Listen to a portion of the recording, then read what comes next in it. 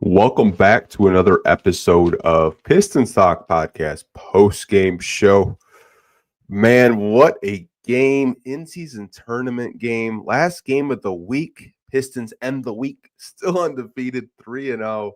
Took care of business against Washington, Chicago, and Philly tonight. You guys are brand new here with these postgame podcasts. What we do is we go over these quarter notes, and then I open up the show to comments, questions, overall thoughts. If you guys are an OG here, you kind of know how we do these post-game podcasts, but let's kind of get into these quarter notes.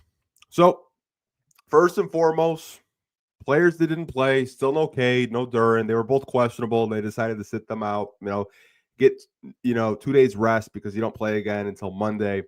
No Tobias still, no Jaden Ivey, but there was kind of an update with Jaden Ivey. First time we've seen him shot jumpers today after practice and then pregame shoot-around. So Jaden Ivey is shooting jump shots. Still no Marcus Astor and no Asar.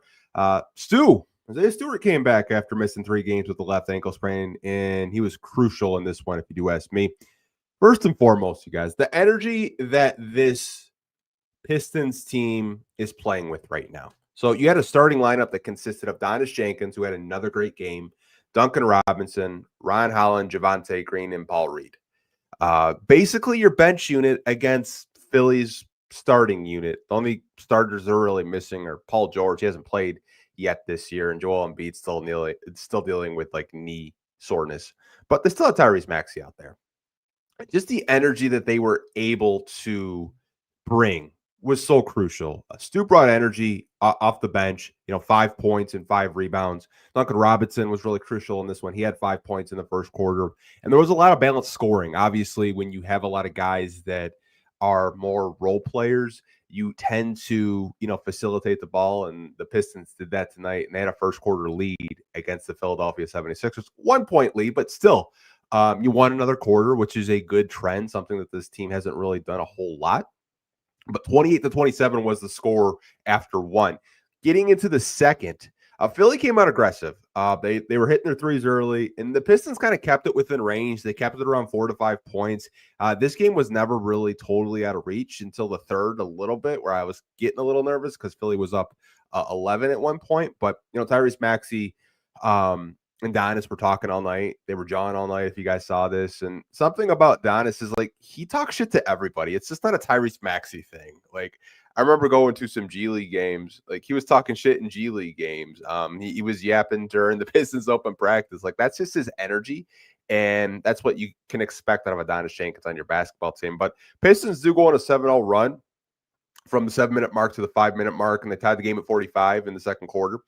Javonte Green, what a game by him, man. He's one of those guys that's on your bench, just the energy, hustle guy. Hit 3 3-pointers in the second quarter, had 15 points at halftime. He led the Pistons in scoring tonight with 19 points. But the Pistons defense made stops.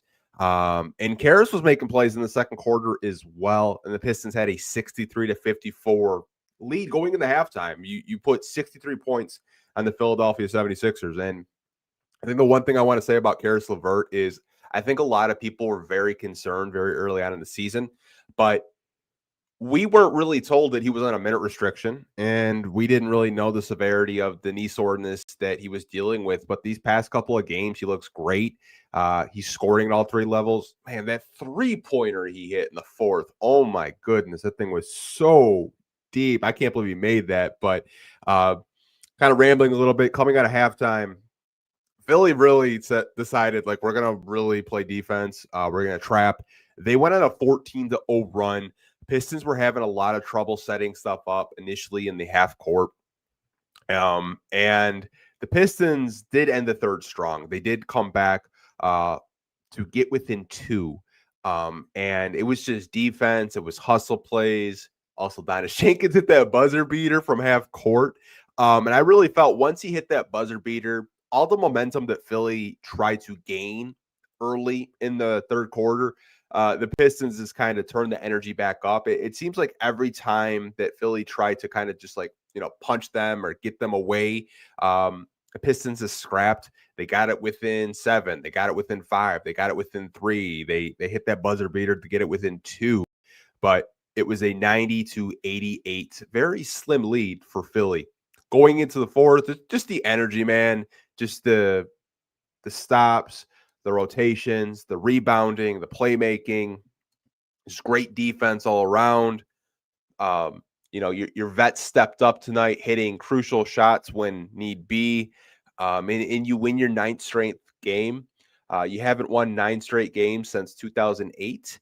And I feel old because I was a freshman in high school in 2008.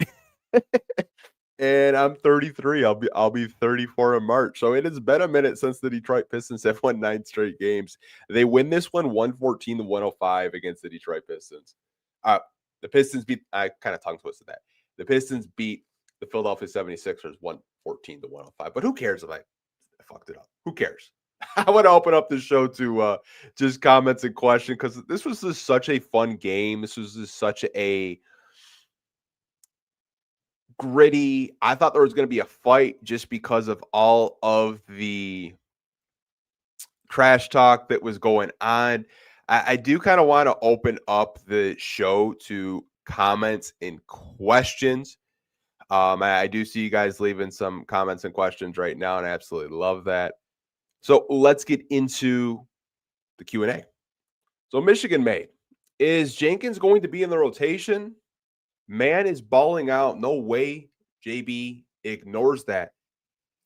So this is a very fun conversation and a topic. He's on a 2-way contract. I believe he's got 30 some odd days that he can spend with the Detroit Pistons.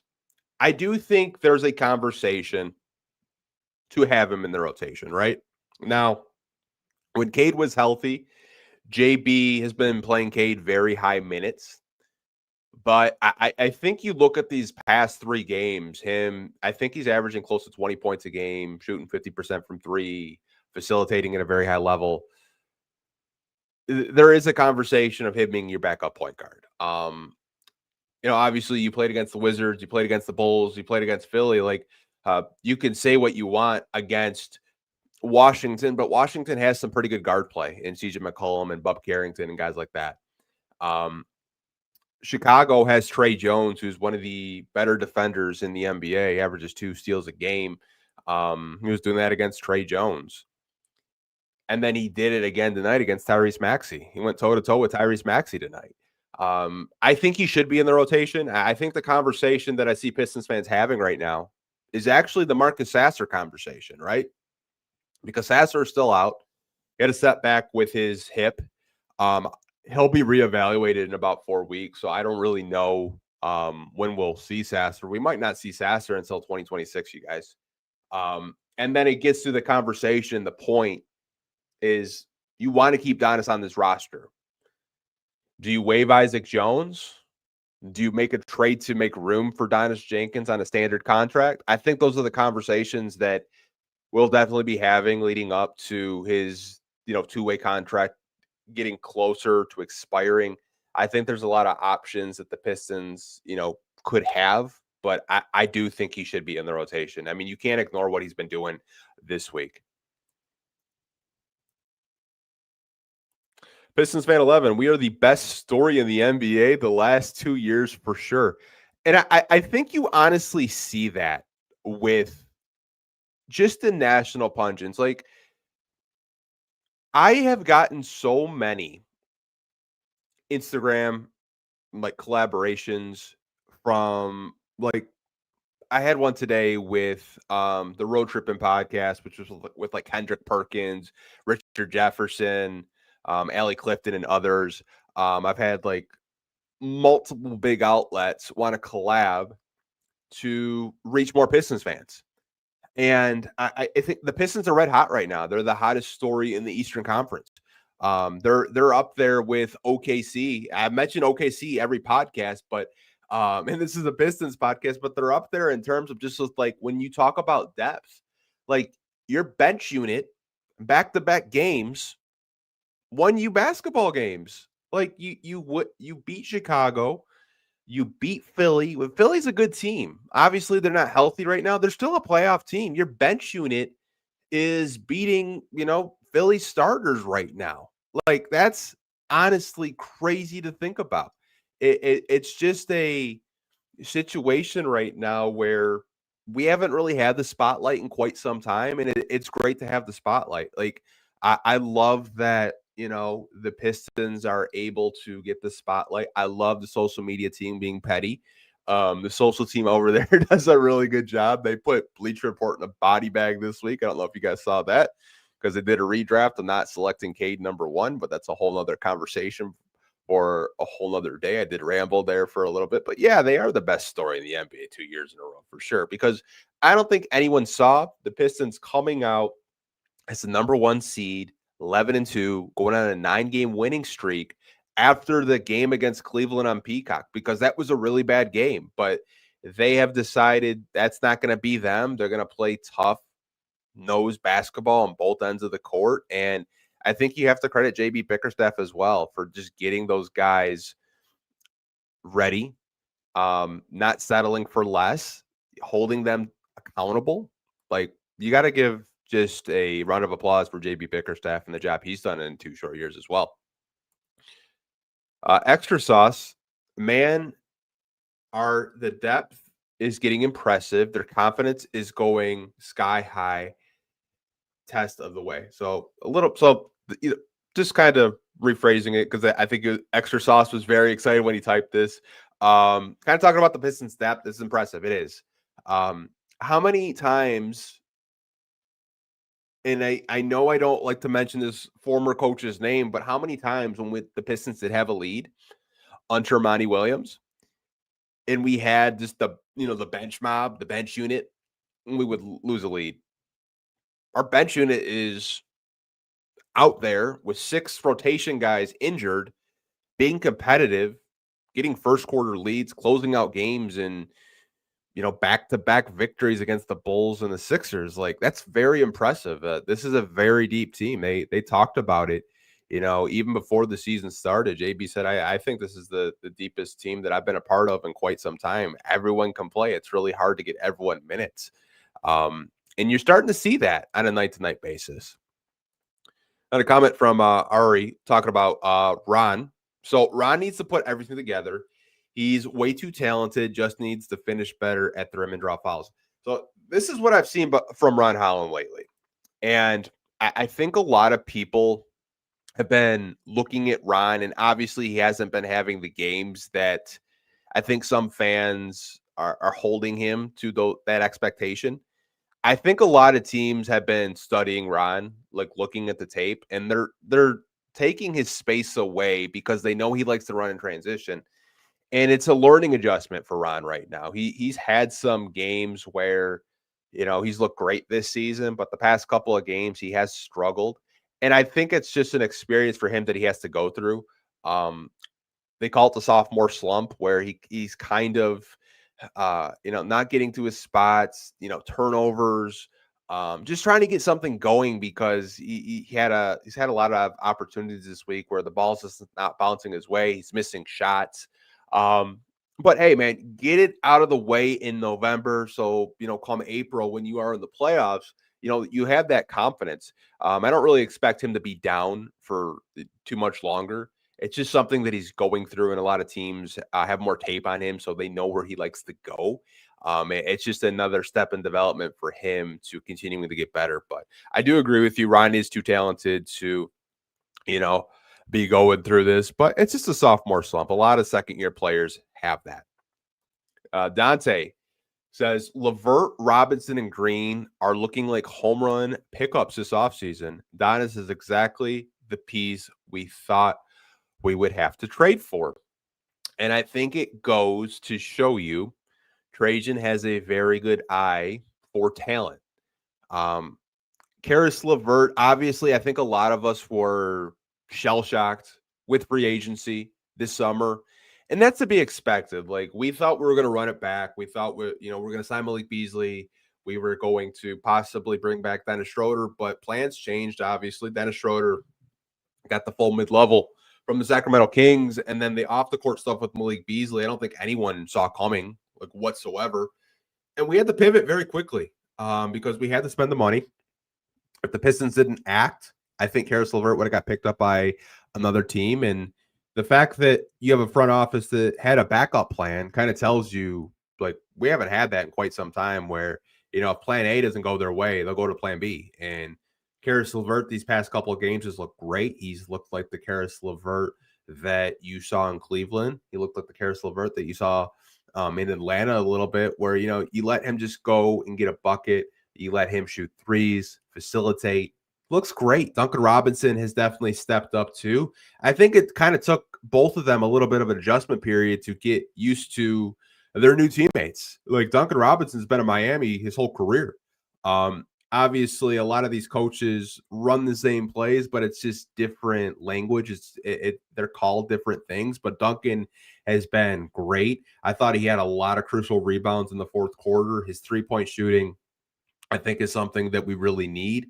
He's been able to kind of put the ball on the floor more recently. I know tonight he did get blocked a couple times trying to put the ball on the floor, but it's just the process and the possession that he put together where, maybe nights like tonight he's not making it, but, games next week going into December, February, March, April, those type of shots go in where he's putting the ball on the floor. And you kind of just love the process of that with Duncan Robinson. And Javonte Green, man, like I remember when we signed him this summer, very late summer, I think a lot of people were like, what are we doing signing a guy that, we're not too familiar with? And I think Trajan wanted a defensive-minded vet to come off the bench with Ron Holland and be a good vet for him, because I think you look at Javonte Green and you look at Ron Holland. Obviously, Ron Holland, we believe if he hits his ceiling, will eventually be a better player than Javonte Green. But I think he's a really good vet for this team, and he stepped up big tonight, led the Pistons in minutes, or not minutes. He led them in points tonight with 19. And he's just had nights that have been very impactful all season. And it's just a thing where, like, you have to give Trajan a round of applause for having that eye. I know the talk this summer was, are the Pistons going to make a move because the East is wide open? And a lot of people were like, the Pistons had an okay offseason. They added by the margins. Like, they didn't do anything crazy. And, Donis was a two-way that the Pistons decided to, sign on a two-way contract. And, I mean, I can't remember the last time we had a two-way that it's been this impactful. I know Trajan had some success with Jose Alvarado in New Orleans. Looks like he did it again at Donis Jenkins. Like, Donis looks like a rotational backup point guard, six-man type of point guard right now, and he signed a two-way contract. I think that this kind of goes to show you, like, what he was looking for this offseason. And I honestly think this team is really fun. This is the most fun I've probably had watching the Pistons in quite some time, probably since I was like in high school. Even middle school, like during the go and the work years. But I mean, this team is just so fun, and it's good to have a front office and a coaching staff that hold these guys accountable, and you have a good product on the floor. JWoww wants to know why the Detroit Pistons signed Isaac Jones. That's a good question. So my understanding at the time, because you have to add context to this situation when we signed Isaac Jones. At the time, Tobias Harris was still injured. He still is currently. Isaiah Stewart had a ankle sprain, and you were a little bit thin in the front court. Now, obviously, I believe he was just signed a break the glass type of emergency, front court player. I don't know if he's ever going to see any type of clock. He did play with the Motor City Cruise for a game. He looked good there. It's just a depth signing at this point. Now, his contract's non-guaranteed. So, the longer he's with the Detroit Pistons, the more money he does cost them. But, his contract doesn't become fully guaranteed until January 10th. So, if you want to waive him today, you can. It doesn't really hurt you financially too bad. But it's just a situation where they kind of looked at the injuries, and that's why they signed him. Saw a comment from where did it come? I just saw it a minute ago because you guys are just spamming it. And a comment from Christina saying LCA was crazy tonight. Yeah, man, you could hear the energy just through the TV too, all night. Like the Pistons fans really showed out Friday night for an in-season tournament game. But it's great to see. It's really great to see. Sean Don 313. We're playing like a top 5 defense right now. Next man up mentality. Love what I'm seeing. That if you look at the net rating, they're like top 3 defensively right now. And like they're still doing it without Asar Thompson, who's your best perimeter defender. And Isaiah Stewart missed 3 games. And obviously, like the Washington Wizards game, I mean, you could tell like they were missing Stu, they were missing Asar, but they still found a way to win that game in overtime. But yeah, man, they're just playing really, really good basketball. Get to a couple more comments and questions. I see you guys is kind of just spamming the chat right now, and I love that.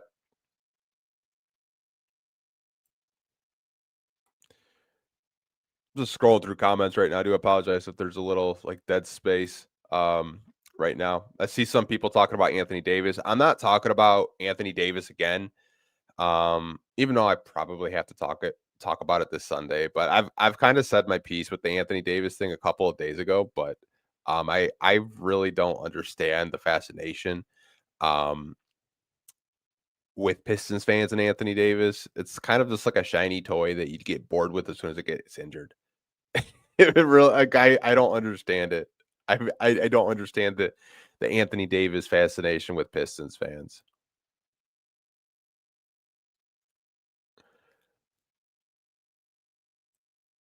So I got a comment from Red Baron. The Pistons' goal should make the conference finals at the minimum this year. And I don't really think that's an unrealistic goal either. If you kind of just look at the Eastern Conference landscape, Boston obviously is going to have kind of a retool year. They'll still be competitive. Indiana, they're tanking. The tank commanders out there. I mean, Indiana just made the NBA Finals, right?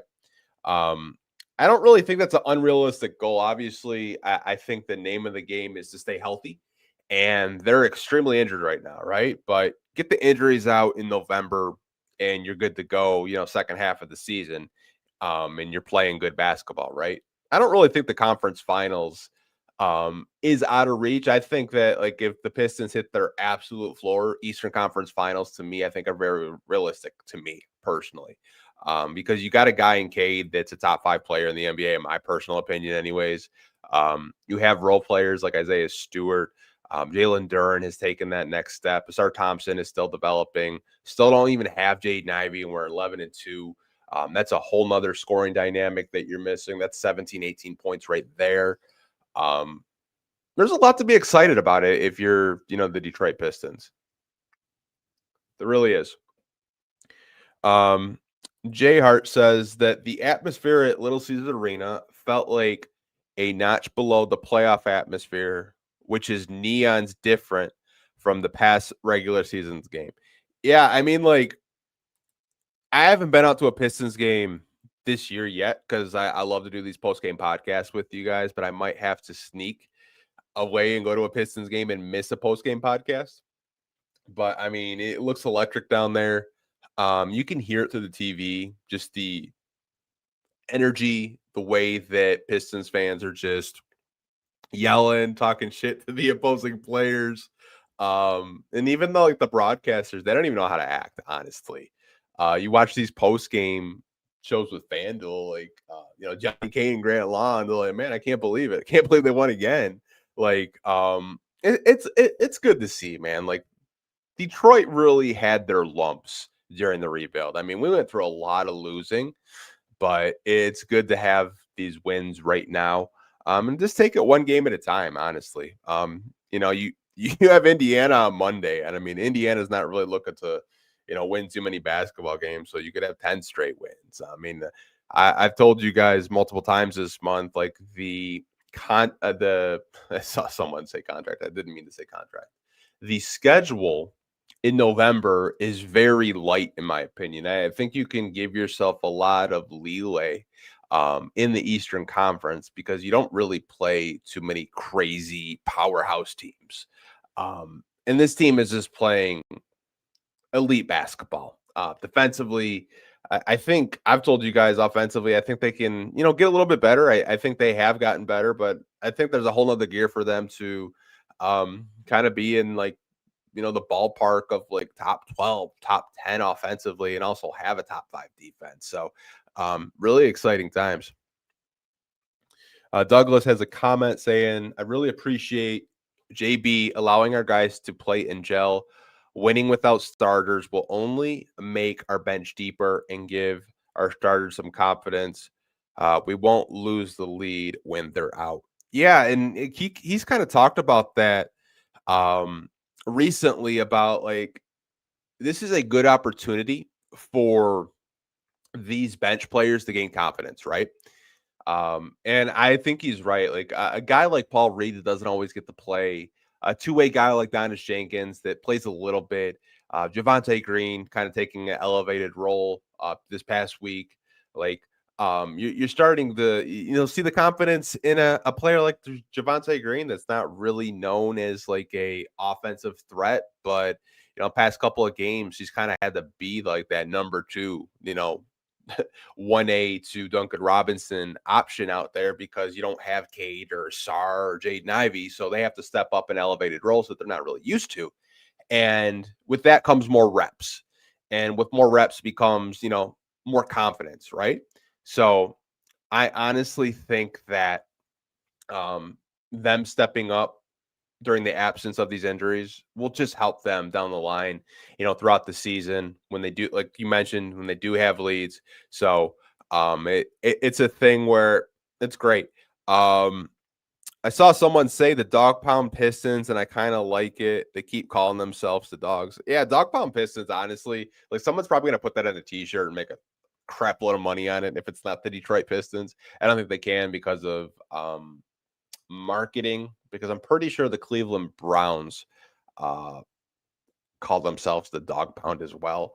But hey, man, I would definitely buy dog pound Pistons merch if anyone did buy it. I'll do one more comment and question, and then we'll kind of wrap this podcast up because we're doing another one on Sunday with Zarek, who's a credential media member, photographer. Had him on multiple times on the podcast. So should be a fun episode this weekend.